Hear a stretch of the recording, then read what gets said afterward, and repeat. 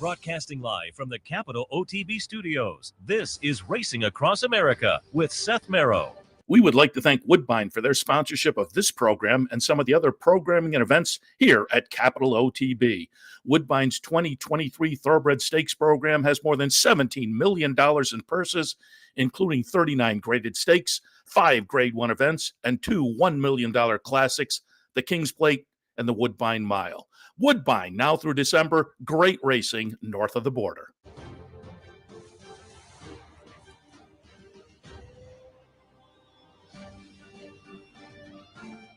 Good morning and welcome to Racing Across America on this Saturday morning. Yes, opening day of Woodbine, and we do want to thank them for their sponsorship. I know a lot of our viewers enjoy the Woodbine racing, as do I. And again, we will likely be making our return visit after like a 3-year pandemic absence.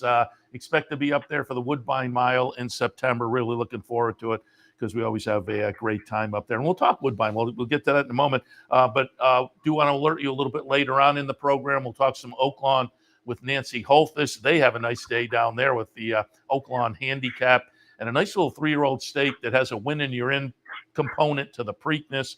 So a nice day down at Woodbine, but we'll get to that a little later. But as I say, we'll start a little Woodbine, and we'll talk Woodbine and Keeneland with our first guest, Ellis Star, national racing analyst from Equibase, and you can find him at other venues as well, including making play-of-the-day type selections on the Woodbine website.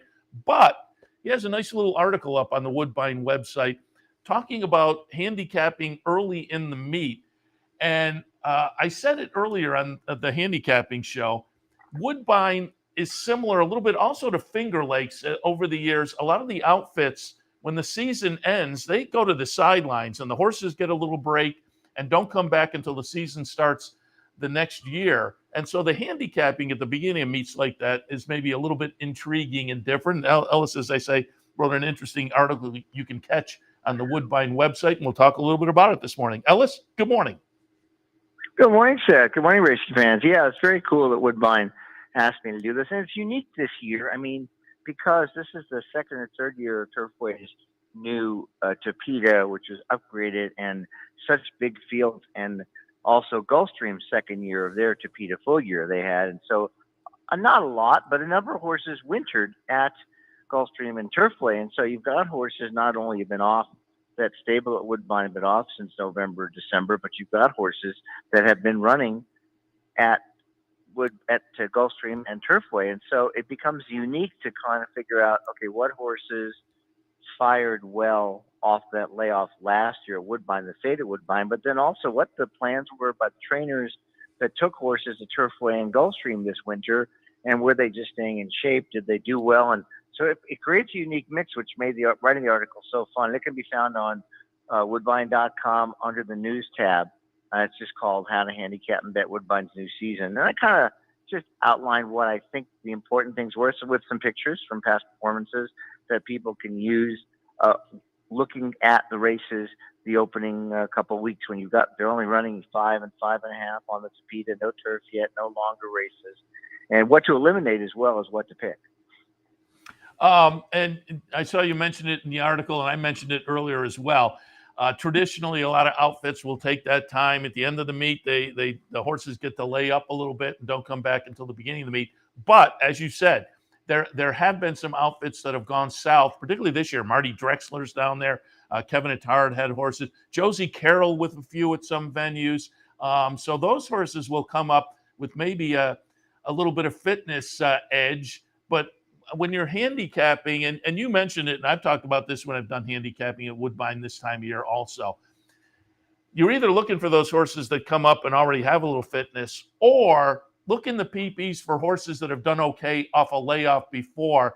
And I'll also say the beginning of a meet, the first few days, I start to get a feel for maybe a trainer or two who's doing well early in the meet with horses off the layoff. Yeah, well, Stats Raceland's other things give you some things, but I mean, I can really specifically do queries, which I did before handicapping for the story and for my race of the day. We're looking at trainers who specifically did well off, I think it was 120 to 180 days, Woodbine 5 and 5.5 furlongs, and that narrowed it down to specifically the ones last year, and there weren't a lot. I also add to your list Christopher Davis, who trains for a number of stables, is starting horses at Woodbine, as Wesley Ward too. So those are two. And Ward, of course, is known for having a lot of all-weather type horses at all the tracks that run all-weather, as well as, of course, his fantastic 2-year-olds at Keeneland.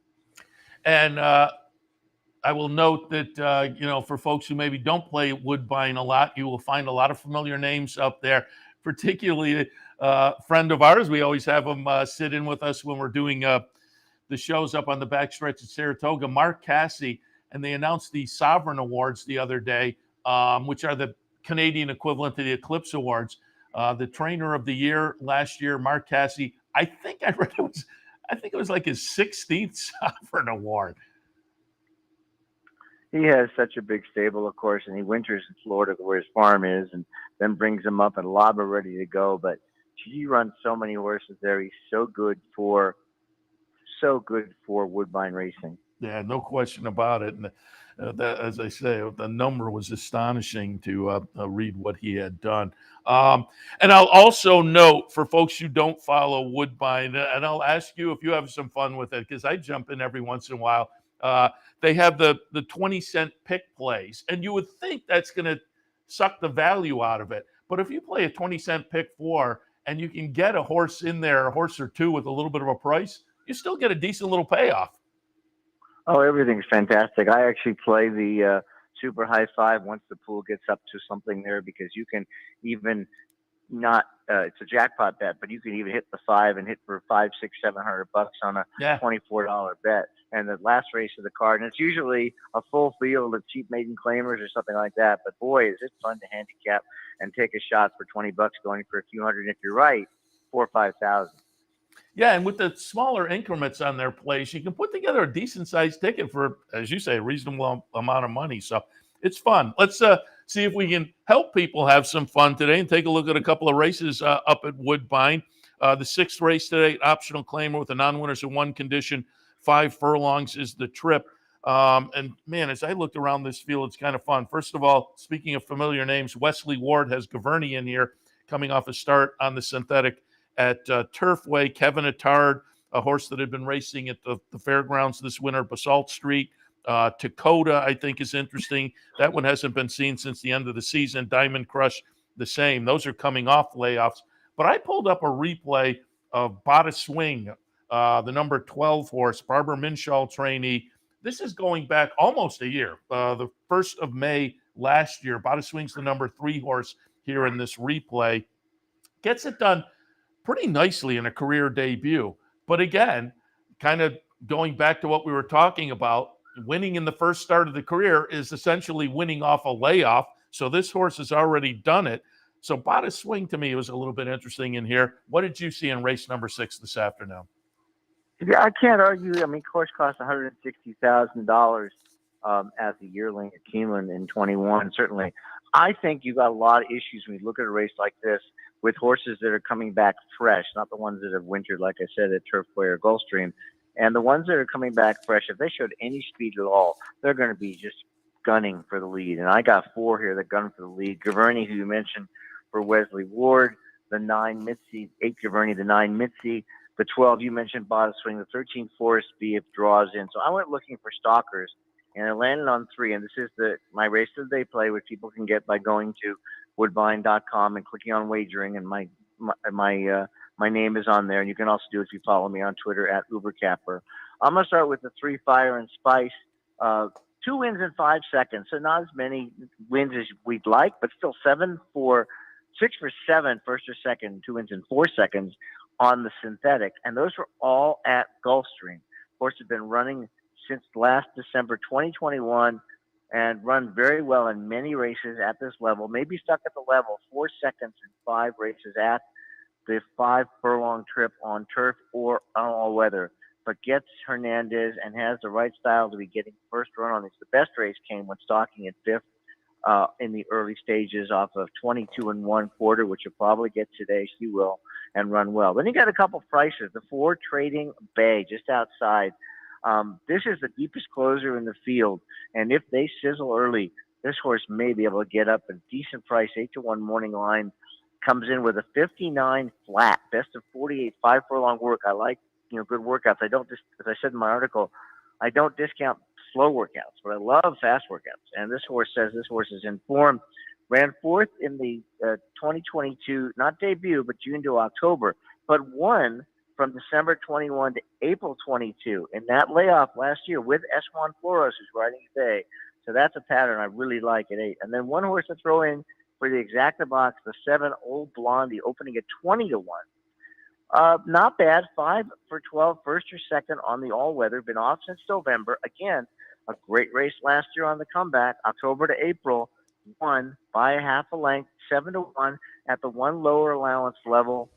Was 7 to 1 that day. And then the last race off the layup, good layup, was pretty bad, but so what? Against Emma Jane Wilson, the works are consistent. You're getting 20 to 1. So 347 exacta box. Look for a couple of win bets, maybe a win place bet on Old Blondie. Definitely a race that I'm really looking forward to, race 6 today at Woodbine. I like it. All right. And before we went on the air, I was asking if you had any other ideas, and you said you thought you might have something in race number 9. It's a conditional claimer. They'll go 5 furlongs. Your thoughts in what is, the finale today at Woodbine? Well, it was fun because after I wrote the article, Seth, I decided to put it in action and say what horses kind of fit the conditions. 2 of them now, the morning lines out, ended up a little low odds. But this horse in race 9, I gave 3 picks at the end of the article. His number is number 5, Sneaky Rebel, opening at 6 to 1. And it fit one of the conditions I liked in that expired really well last year. October 21 off, the end of the year, came back in April 22. So that 6-month layoff, and won off the pace, didn't need the lead, then kind of just didn't do that well running in non-winners and 2 claimer, which is this is. But the works are okay. 2 4 furlong workouts. Hernandez again, who did very well last year, won about 15% of his races. A decent trainer in Patrick Dixon. A race that could be loaded with speed, short field. Sneaky Rebel, the 5 horse in the 9th, fits the example in the article. I like it. 6 to 1 on the morning line. Ellis, as I said at the top of the show and in the handicapping show earlier, you also do some selections for the Keeneland website. And as we talked before we went on the air, you're at Keeneland. And so first of all, I talked earlier up on the wall, I have 4 different tracks which I can look at. And one of them, I have the live signal in there. Dan just pulled it up, the live signal from the Keeneland paddock. I said it looked a little overcast because I handicapped Keeneland on the handicapping show earlier. And I said, I'm tossing out turf picks, keeping my fingers crossed with the rain yesterday. And it does look a little overcast, but you can see people walking around. So you're at Okalawn, or you're at Keeneland right now. So update us on the weather. All right. Well, I'm not a meteorologist, and of course they can be wrong and get a lot less grief than handicappers can. But the sun's breaking through. We don't expect any more rain. Some radiant heat's going to come out. The track was open for training. It looks like it's on the side of good. It might be fast by the first race. Keeneland hardly ever takes races on the grass unless pouring will probably be good on the grass. And I think we're going to go for the turf races today. But scratches and changes will be out about another half an hour or so. We'll know for sure. And your thoughts on the Keeneland meet so far? I think it's been a lot of fun. Certainly, Tapatrice certainly looked good and moves on to the Derby as a part of the Pletcher arsenal. And as is typical up in our area, but also seems like springtime down at Keeneland, weather overall has been kind of iffy. I mean, there's been some beautiful days and some days where it looked a little cool and rainy, but overall, how's the Keeneland meet been treating you so far? It's been good in terms of betting. There's a lot of races that you toss your hands up, but they're pretty good. They had a great day yesterday, and we've watched a lot of great racing, as you said. And in the 2-year-olds, I'm looking for this horse that ran the other day for Wesley Ward.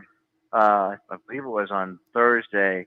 Another monster, American Rascal, all right, who ran off the screen by 10 lengths. This is the kind of horse that Wesley got, I should say. He's won 3 out of the 4 2-year-old races. Keep your eye on all the 2-year-old races. He's just dominating them. 2 of his horses came from off the pace, which is quite unusual. But some great 2-year-old racing that people should start making notes of. And certainly, as you mentioned, the Bluegrass Stakes was really fantastic. Yeah, when the Wesley Ward runner won big the other day, I thought, Royal Ascot. that's what he's doing. He's being for Ascot. Yeah. Especially for the ones that carried the Stone Streets colors. Exactly. I thought they love going England. I thought make your reservation. All right, let's take a look at the 2 stakes today at Keeneland. We'll start things off. Race number 8 is the Elkhorn Grade 2 event, $350,000, a mile and a half on the grass. I pulled up the replay of the horse that I like in here, Value Engineering. The McDiarmid Value Engineering is going to be the number 10 horse here. Gets it done by 3/4 of a length. I just thought in the form this horse has been in down at Gulfstream, I'd tilt in this direction. Not with a lot of confidence, but I'm going to use that one. I thought Rising Empire was playable. The Venerable Channel Maker is interesting. And, of course, Red Knight, who in the previous start for Value Engineering, Red Knight in the McKnight had beaten Value Engineering. So that one's interesting to me as well. But I could point to 2 or 3 others I would have kind of equal confidence with. What did you see in the Elkhorn? Yeah, this is a race of the week for Equibase, and if you go to my Twitter again at UberCapper, you can get the written analysis for this race. I think Maker has aces here. This just goes to show Maker's acuity with these horses. Value Engineering can only run a mile and 3/8 or more one time in 15 races before Maker bought him privately. Michael Huey bought him, and since then, a win at a mile and 5/8, a second in the McKnight, and then the win in the McDiarmid. I mean, just getting these horses that have these sustained pace runs and do this kind of thing, back-to-back 112 Equibase speed figures, it'll be slightly higher odds than stablemate Red Knight, who I can't knock at all. I read Ortiz gets off to ride for Chad Brown, highest honors. I get that. I'm only using highest honors in second and third. I'll get to why in a sec. But Red Knight's actually run well here. He won the Sycamore Stakes in October of 2020, which is the fall equivalent of the Elkhorn. He was 8th in the Sycamore last year, but only beaten the length. It was a blanket 6-horse finish, and he had traffic trouble as well. So he ran really well, and then he got back in form. Maker picks his spots. He's been working at Keeneland. So I'm going to look at Value Engineering and Red Knight, probably 2 to 1 or more. That was one's the highest odds. I think I can do it that way. And then I'm going to use those 2 and throw in another mystery for Chris Block, who ran huge in the John Connolly Stakes at Sam Houston, which is a mile and a half. And he ran second at Keeneland previously. I forgot when it was. Second at Keeneland in the Elkhorn last year. That's right. So he's going to be a decent price. And the 9 Verstappen, who is going to be under bet because of Turfway form, but Turfway form and all-weather transfers to the turf just great. And he's run 3 mile-and-a-quarter races in a row, a win, and a second. He can run a mile and a half. He's by Warfront out of, you'll remember this, Paint Celeb, that Right. beautiful European horse decades ago practically. He's out of a Paint Celeb mare, Andromeda Galaxy. And he was bred in the U.S., so they brought this mare here to breed. And he's got a good, he's only run 11 times as a 4-year-old. He's still improving. He could be also a horse to take. So I'm going to play a trifecta box of all 4, another mystery Value Engineering, Red Knight, and Verstappen. I'm going to play another trifecta with those 4 over highest honors in second and third. And hopefully this is going to be a really nice outcome and another win in the marathon for Mike Maker. Yeah, and we were down at Gulfstream for the Florida Derby, and I was kind of running back and forth and trying to take some things for the Sunday recap show, talking to owners and trainers and jockeys after wins. And I caught up with Michael Dubb after the win in the marathon down there with therapists who they had claimed 2 races before for $50,000. Yeah. And Michael Dubb was saying, you know, he asked the trainer Mike Maker, how do you figure that out? We can jump in and get a horse and then stretch him out. And he said, I look at the breeding and whatnot, and it all works out. And it certainly does work out in the marathons for Mike Maker. He's a savant when it comes to marathon horses. Yeah. That's all I can say. No, incredible. All right. Also, the Ben Ali on the Keeneland card today, the 9th race, grade 3 event for 4-year-olds and up, going a mile and 3/16. I wasn't quite sure what to do in here, so I kind of defaulted over to Pioneer of Medina. I'll pull up the Mine Shaft. This is 2 races back for Pioneer of Medina. Pioneer Medina is going to be the number 7 horse here down at the fairgrounds. And again, this is back in February. Subsequently ran poorly in the New Orleans Classic, but I went back to him. But Skippy Longstocking, certainly a player. I've always liked Rattle and Roll. He also was in this New Orleans, the New Orleans Classic, and ran 4th in there. in his 4-year-old debut. Tawny Port is a little bit interesting. It's kind of an intriguing puzzle to me. I'm interested to see where you went in the Ben Li. Well, it's interesting because Parmigiani, as you said, he had 3 good races in a row. I mean, very good. Took Lasix off and second the Holland Holiday to Skippy Longstocking, and then won the mine shaft in that. And I think Saez is out of town today, but he's been riding his rear end off, and I think they would have given him the boot anyway because they weren't happy with that ride. So they went to Gasleon, who tore it up yesterday with 4 wins. I think he's got 14 or 16 now in like 45. I mean, he's really in front. He was kind of tied with Saez and Ortiz, but it's such a prestigious riding title here. Parmigiani is certainly one of my picks. I can't knock him if he runs back to second, third, and fourth back. Good, and he'll certainly run well from the inside.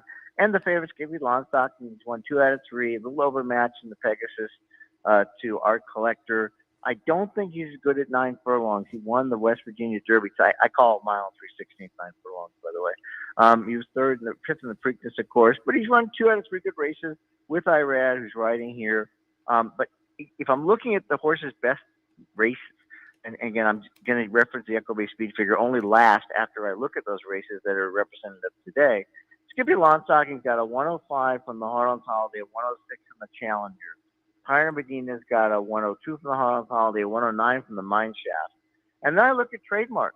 And Trademark 6-1, the 2-horse here. At the end of last year, he hadn't. It's weird because he was really highly regarded as a 3-year-old. He won his first 2 starts as a 2-year-old, and then came back and they tried him the Sam Davis, the Tampa Derby, the Bluegrass, the Pate Mile, the Indiana Derby, the Ellis Park Derby. Lousy, but he matured last summer and came back and won a 1.8-mile race at Keeneland, the 2X, beating a nice horse named St. Tappet. He won easily in a field of 12 with a 106 figure. Came right back to win the Commonwealth Turf, which was taken off the grass at Churchill. And the next time out, won by 4 lengths.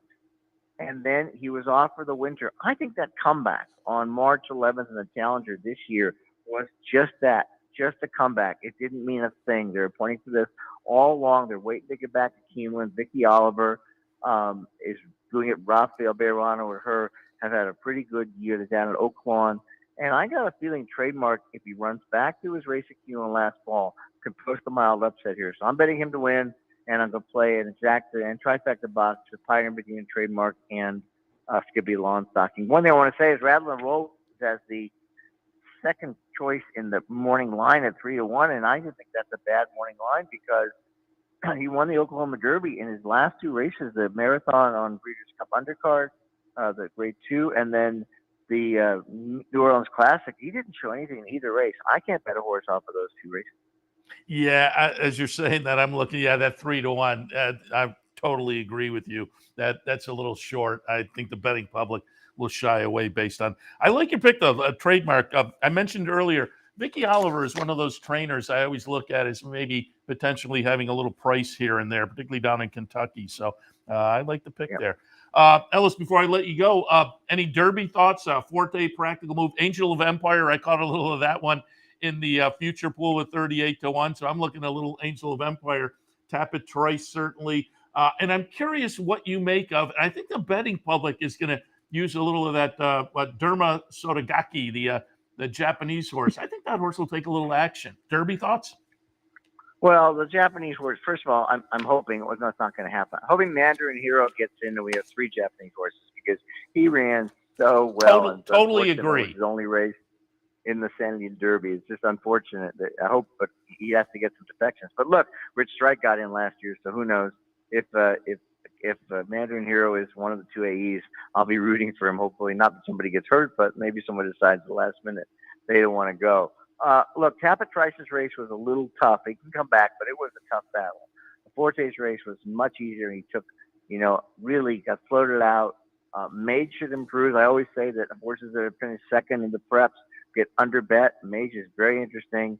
King's Barn, kind of people have been saying, his race was slow. But I'm telling you, that was a paid workout. I watched it again. He's got a shot. Certainly no knock again on Forte. And I can't remember the other horse. That starts with a V. I should know. Verifying. The other Coxes. Verifying. Interested in as well. So going to watch the workouts again and get a look. But I'm looking right now. I'm thinking more about what price horses I want than the logical horses. So I'm thinking about Kingsbarn. I'm thinking about Mage. I hope Man the Hero gets in, and Dermaso Gake certainly has the form. It's been an awful while, but the way they train their horses with those long gallops reminds me of Hardspun. And, you know, everybody's talking about Larry Jones' 2-mile gallops. And it worked. I mean, he ran very well. He didn't win, but he ran really well in the Derby because of all that preparation. And I totally agree on Mandarin Hero. I've said it the last couple of weeks. I thought that was a great race behind Practical Move. And it just with the points just sitting outside, 45 gets you in. Yeah. 45 actually has a couple of horses sitting out on tiebreakers and whatnot. But Mandarin Hero sitting with 40. But I totally agree. That would be a lot of fun if he got in, because I thought that was a great performance, taking a shot at the Santa Anita Derby. I know we're not talking about it, but I mean, I could see them going back. I could see why they went 1-5, but I like 1-4 better. I mean, yes, the 5 gets you a couple thirds, and then you get a second, you get in. But the 1-4 punishes a horse who ran as good as Mandarin Hero did. You know, Mage is in because he got 50, but that was 40, and so it's kind of unfortunate. Or Mage had a couple other points, I forget which, but it's kind of unfortunate. But, you know, certainly we're going to have a heck of a Preakness if some of those stick around that don't get in the Derby. Yeah, no question about it. I mean, it looks like it's shaping up to be a fun Triple Crown season. I'm not sure if we're pointing at solid superstars or not, but I think we're pointing at a fun series, no question about it. And that will kick things off in a couple of weeks in the Derby. Ellis, as always, appreciate the conversation. Again, we'll tell people to go check out your article looking at kicking things off handicapping-wise at Woodbine. You can find that at the Woodbine website, or go to Ellis's Twitter account, which we've been showing the handle for throughout as well. But as I say, Ellis, always appreciate the conversation, and we will talk again. Hey, thanks, Seth. I appreciate it too, and I hope everybody makes a total of money today. That is the game plan. Thanks, Ellis. Ellis Star, national racing analyst from Equibase. All right, we'll take a little break. We'll come back. We'll hit on some news and notes, and then Nancy Holthus will join us a little bit down the road as well. So stay tuned. Racing Across America will continue. Capital OTB is now streaming live on Roku. The RTN Racing channel on Roku lets you watch OTB TV live through your Roku device or your Amazon Fire Stick, rather than being limited to computers and mobile devices, which means you can now watch OTB live wherever you are. Simply open Roku, scroll to find the RTN channel, then click on OTB TV. OTB TV on Roku. Try it now. It's that time of year. Forte wins. Angel of Empire wins the Arkansas Derby and wins it clear. Practical Move has won the Run Happy Santa Anita Derby. Join us on Wednesday, May 3rd at 7 p.m. for the annual Capital OTB Kentucky Derby Seminar. Streaming live on the Capital OTB YouTube channel and other social platforms. Join Seth Merrow, Anthony Mormino, and the Brooklyn Cowboy Kevin Cox for a comprehensive look at this year's Kentucky Derby. Birdstone is an outside threat. They're coming down to the finish. Can Smarty Jones hold on? Here comes Birdstone. Birdstone surges past. Birdstone wins the Belmont Stakes. In front, but here comes High Chaparral. High Chaparral, the defending champ, to take it to Falbrough. These two arch rivals head to head with Joe Hart bearing down on them. It's going to be a 3-horse photo finish to the turn. Here's the wire. Photo finish.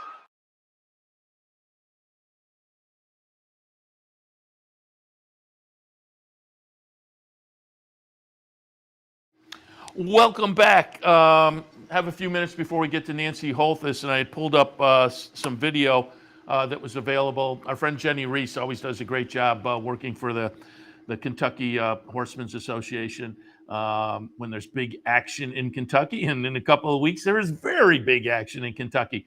But that means major players will be training down at Churchill. And Jenny Reese is usually banging around the backstretch, pulling up some videos of some of the connections to some of those important horses. And I was going to say none more important, but certainly a among the important ones, the Todd Pletcher contingent of trainees. And Jenny on Thursday caught up with Todd. Todd had some of his horses work out over the past few days down at Churchill. And Jenny Reese caught up with Todd Pletcher to get some reaction and just some thoughts on some of his Derby contenders. So again, this is going back to Thursday morning down at Churchill. Todd Pletcher. Derby set up 5 weeks out. I think that kind of puts you in a position where you get that extra week if you need it, and you can have 2 or 3 works if you need them. And so, but I think all of them, they can all work with the right horse. You also had Forte's sire Violence. I mean, any similarities, between the two of them? Very physically very similar. Both almost identical markings, color. They look a lot alike, and mentally very straightforward horses, very professional, and to train uncomplicated. Can you expand a little bit more just on Forte mentally? Because his breeder told me that early on he was kind of like a shy horse, and now he certainly doesn't seem like it the way he comes to the paddock. And no, he's gained his confidence. He's proud of himself, as he should be. How, with him, obviously he's been so consistent and steady. How much upside do you feel like is still there with him to kind of be unearthed? Well, I mean, what he seemed to really do is improve as he got to stretch out as a 2-year-old, and when he got to Keeneland and ran to the Breeders' Futurity, he handled the 2 turns so well, and came back off the layoff to win at a mile and 16th, and then I love the way he finished in the Florida Derby, going a mile and an 8th for the first time, so he got confidence that he'll handle the added distance. The lack of success for juvenile winners, did that enter into your plan for him as a 3-year-old at all? I'm sorry, the lack of what? The lack of success for juvenile winners. Yeah, I mean, look, I think everybody kind of analyzes all these different aspects, and every year there's going to be 19 losing ways to get to the Derby. So, the thing that I've always liked about Forte is he gives you the impression the older he gets, the better he's going to become, and as he gets a little bit stronger and fills out a little more. So sometimes the juvenile winners are really precocious, mature 2-year-olds that kind of peak at that time of their careers, where this horse, I think, is still coming. I think that physically he's going to continue to improve. Can we analyze it that your 2 Derby winners to date both went through Tampa at some point, and 2 of your big 3 here went through Tampa? Yeah, I mean, Tampa's been a good route for us, even when it hasn't been turned out into a Derby win, but, it gives us some options to continue to develop horses. And, I think it's important with a horse like Keene's Barnes that, if you don't have an option like that to go into an allowance race, then sometimes you kind of throw into the wolves maybe a start before you'd like to. He's only run a mile or more. So he was a horse from the beginning. You thought although I guess his first race would have been 1 turn at Gulfstream. Yeah, it was a 1-turn mile. It was split in hairs. He was ready to run. There was a 6-furlong race that day and a mile race that day, and just felt like if there had been a 7/8 race, that's probably what we'd have done. But given the 2 options, we felt like a mile was better than 6. And honestly, I think he would have won either race that day. If we had decided to go in the 6, he'd have probably won that. But I'm glad we opted for the mile, and it worked out because, like I said earlier, we got a good education that day. With the benefit of the hindsight of the Florida Derby, his ability to go, then cruise, and then go again. And a lot of horses, that could take a lot out of him. As you look at it in hindsight, did it show you a lot in that, and how has he recovered from that?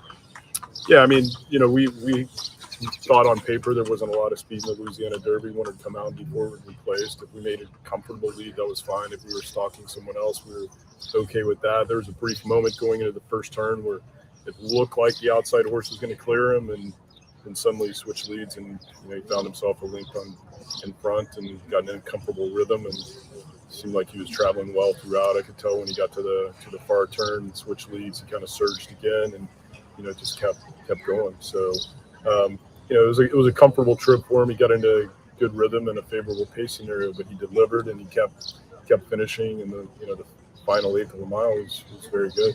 As demanding as his last 2 finishes were, those final furlongs in the Fountain Youth and in the Florida Derby. Did you I feel like I was just talking about King's That's what I Barnes, thought I was going to say.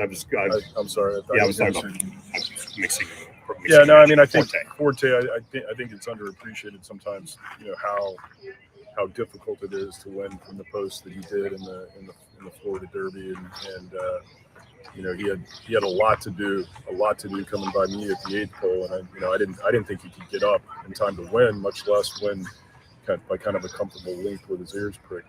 But you can see he really dropped down and finished strongly, and like I said earlier, you know, to see him do that at a mile and 1/8 and finish the way he did gives you confidence stretching out. And he's looks fine from the wear and tear on those last 2 races. Yeah, he's got a tremendous winter and spring, and you know, everything's went exactly the way we had scheduled it so far. So you know, we're just looking for another 2 weeks of that. Welcome back again, Todd Pletcher there. That was Thursday morning after some of his horses had worked down at Churchill. He has Forte in there. He has Tapit Trice. He has King's Barnes as his contingent, all solid players. And I mentioned before, and I should give you a little breakdown of where we are points-wise and who's kind of on the bubble. Disarm last week, last shot at Derby points in the Lexington. Right after the race, I thought he had still missed it because I wasn't quite sure of the points. Disarm just got in, though. Disarm now is at 46. I haven't heard a follow-up from them. Right after the race, they said they would have to kind of decide things. But I think the point of running in the Lexington was to chase points to get in. So we'll see. But Disarm is at 18 now. Just sitting on the outside looking in. At 21 on the points list, Jace's Road. Skinner, 22. Cyclone Mischief, 23. Major Dude, 24. And the aforementioned Mandarin Hero. I agree with Ellis. I love it if he got it. It was just a really nice performance. Pushing Practical Joke all the way.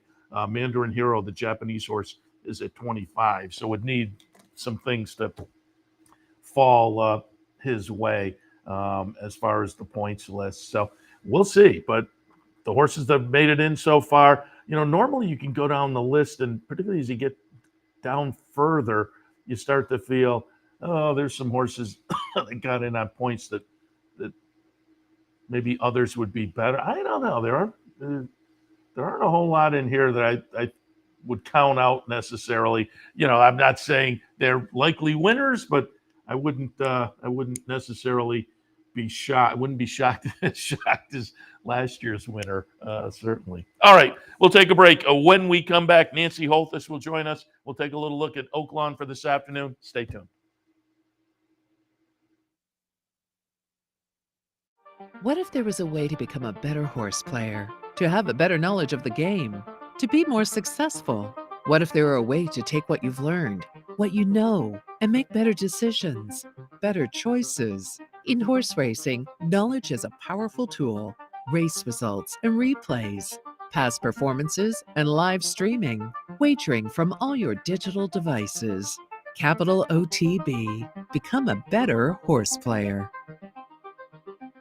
No matter where in the world you are, the excitement of wagering on horse racing is just a click away. You'll get live streaming, past performances, race replays, our virtual tote board, analysis and selections from professional handicappers, a simple, safe, and secure wagering platform, and best of all, you get track prices. CapitalOTBBet.com. Bet any place, anytime at CapitalOTBBet.com. And be sure to download our new mobile app from the iTunes Store or Google Play. Capital OTB is now streaming live on Roku. The RTN Racing channel on Roku lets you watch OTB TV live through your Roku device or your Amazon Fire Stick, rather than being limited to computers and mobile devices, which means you can now watch OTB live wherever you are. Simply open Roku, scroll to find the RTN channel, then click on OTB TV. OTB TV on Roku. Try it now.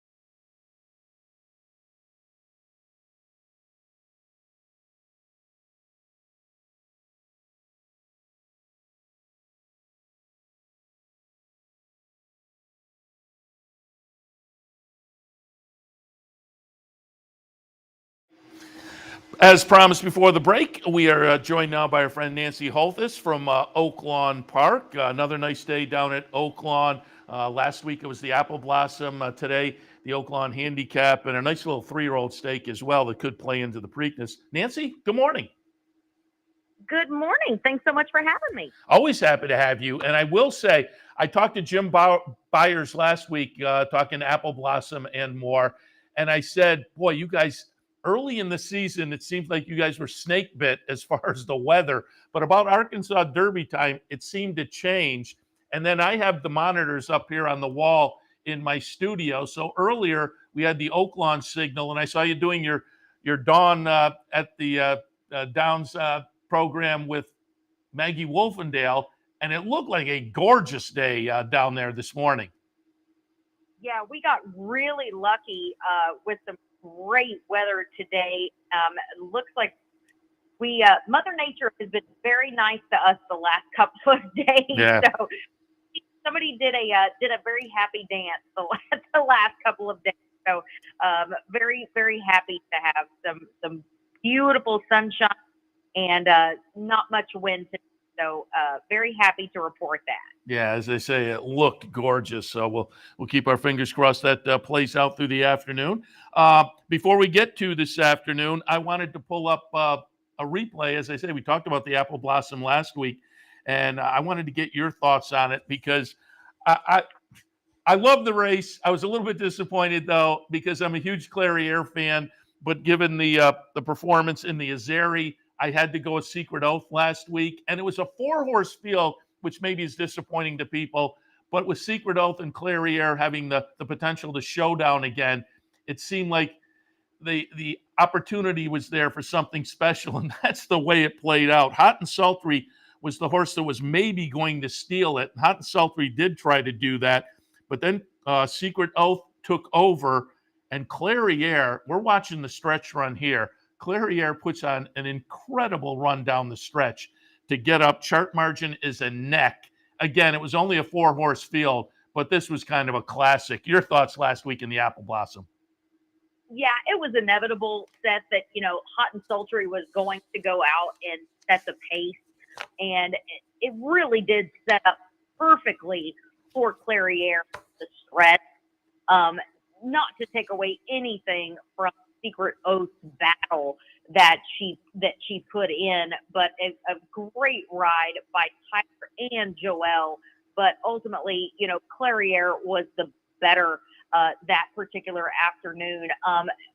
Everybody, I think, was rooting for Wayne to get the job done with Secret Oath, but Clairiere just was able to get the nod and get that nice little effort late at the finish line. But ultimately, I think it was just Secret Oath had to be a little bit closer to the pace ultimately. But yeah, well done by all those in that 4-horse field. But yeah, Clairiere just a little bit better in this year's running of the Apple Blossom. Yeah, really a fabulous addition there. It was only 4 horses, but as they say, kind of a classic performance. Winning trainer Steve Asmussen. I will also note there have been some fun storylines. You mentioned Wayne Lucas, and we'll talk Last Samurai in a few. But Wayne Lucas, a notable storyline down there, and Steve Asmussen, who I noted earlier on our handicapping show, he's just been having a great past couple of weekends, but it's been a nice meet overall. And yesterday, he became the winningest trainer of all time at OAKLAWN. Not only that, his son was on board the winner. Yeah, actually, he tied the record previously set by Bob Holthus. So today, he could potentially surpass that record. So, yeah, only one win away from becoming OAKLAWN's all-time winningest trainer. So he's set so many milestones throughout his career and potentially going to set another one today. Yeah, it's been fun to watch. Some of the horses I noted this meet going out for his wife. One of his sons is also owning some of his horses down there. So it's been a real family affair in the winner's circle on occasion. And just before we get to this afternoon, I have to ask, as we are approaching the end of the meet, normally when we talk to you guys, and I haven't seen any numbers, but normally I'm always amazed by how crazy the claim box is down there at Oaklawn. What's the claiming situation been like this season? You know what? It's actually been a little less. We have a new claiming rule in regards to preference.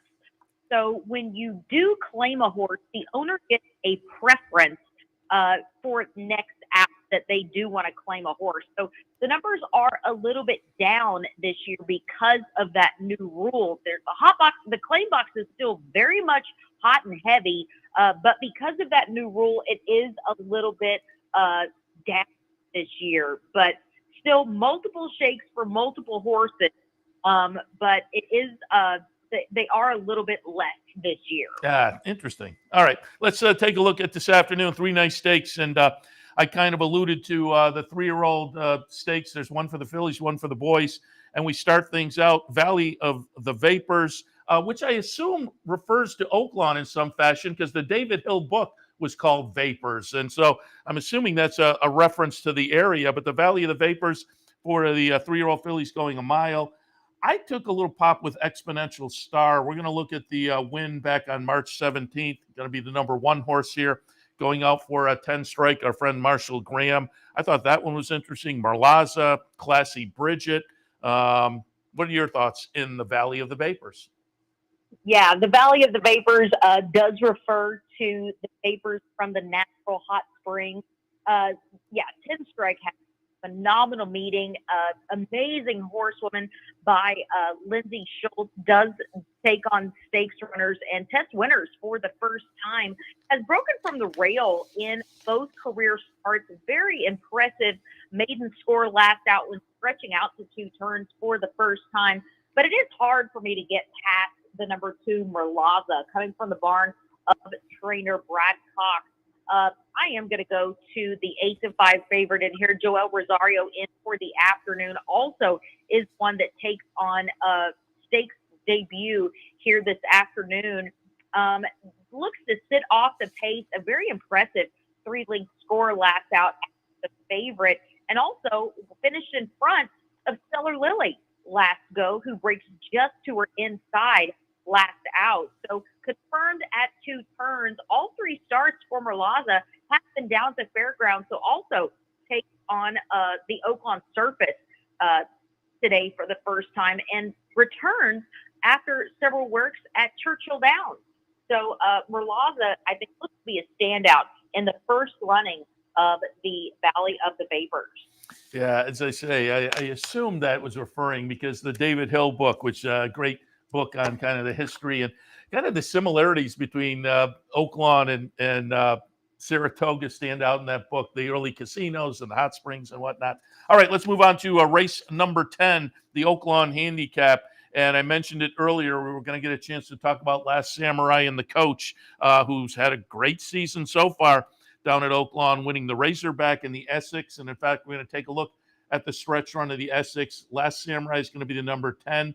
I got clever that day and played around a little bit with Classic Causeway, who I thought ran a very good second in here, led him most of the way, but could not hold off Last Samurai. I have them 1-2 again, but Charge It is really interesting in here this afternoon for Todd Pletcher. Your thoughts on the handicap? Well, it's interesting. Charge is actually putting on blinkers. Showed some really impressive forward speed last at Gulfstream, going a mile in the Grade Gulfstream mile, and ran a really good second, was the beaten favorite that day. Is actually one of 2 runs with an equipment change. Proxy is also putting on peak pieces, and that's kind of a side shadow roll, those fuzzy pieces that are going on the side of the bridle, if you will. So it's interesting, kind of a rematch with Stiletto Boy. Proxy is taking on out of that Santa Anita handicap at a 1.25 miles.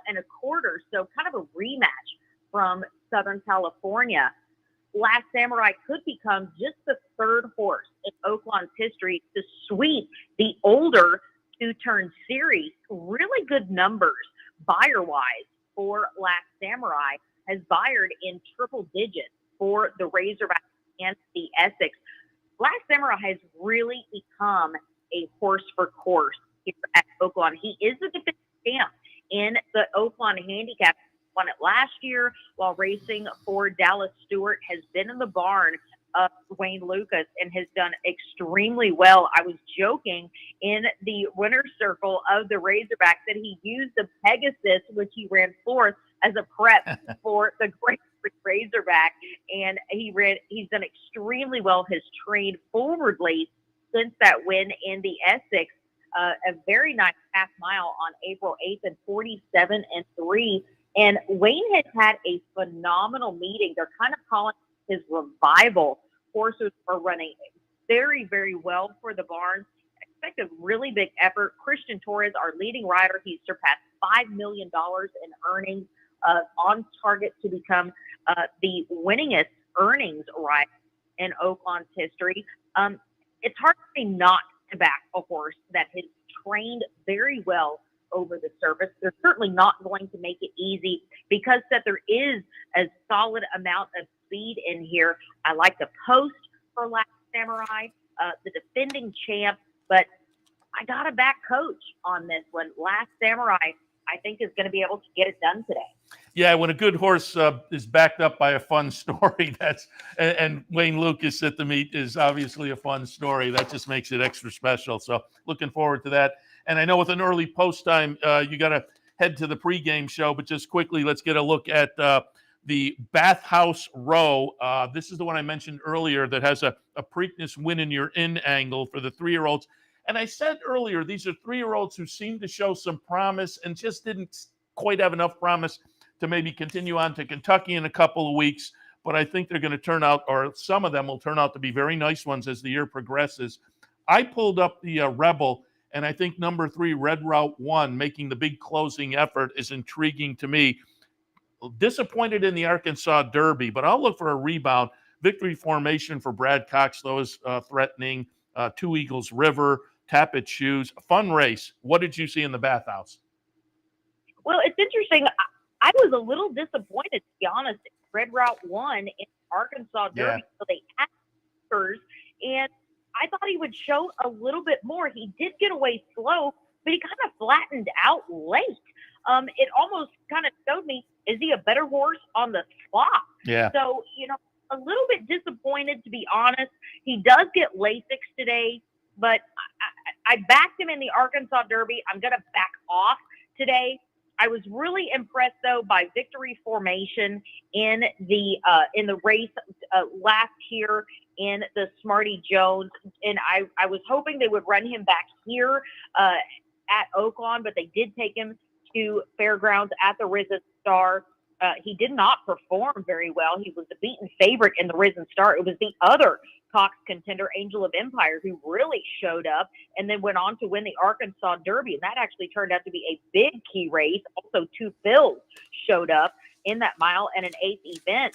Really impressed. He did show a little bit of early speed and then just kind of faltered in the late stretch. But I am going to go with Victory Formation. He does turn out to be a horse for course. He's got a very nice race here that he showed on New Year's Day. So, like Luis Saez, he knows this horse well. He was a winner on him his first 2 starts of his life, both of those sprinting.